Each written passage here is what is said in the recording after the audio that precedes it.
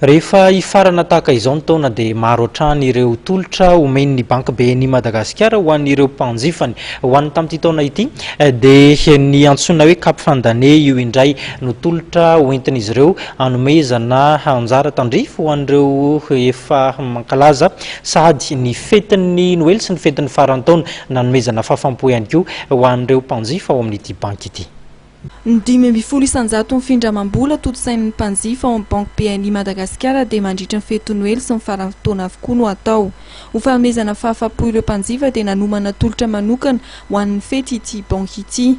Nampahafantarina tetsy amin'ny foiben'ny BNI Madagasikara etsy Analakely momba an'izay tolotra izay. Izay hoe kandako zany fa ny banky zany iny moa no ahafahany mampivelatra ny orinasany dia ny fampindramam-bola. Dia mba mesaka zany indraindray zany mba hoe ahena zany tahanjanam-bola ahafahan'ny olona manao zavatra izay tiany atao amin'ny resaka fampindramam-bola zany izy.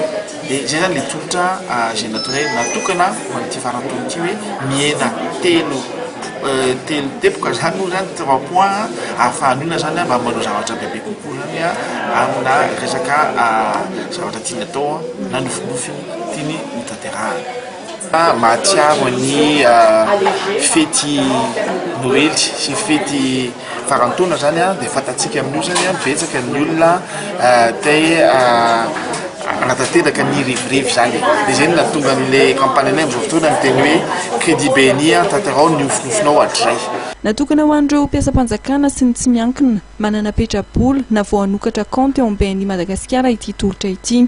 Aingana dia aingana mivaly fangatahana satria eo ny hoe dia mivaly zany raha feno taratasy ilaina.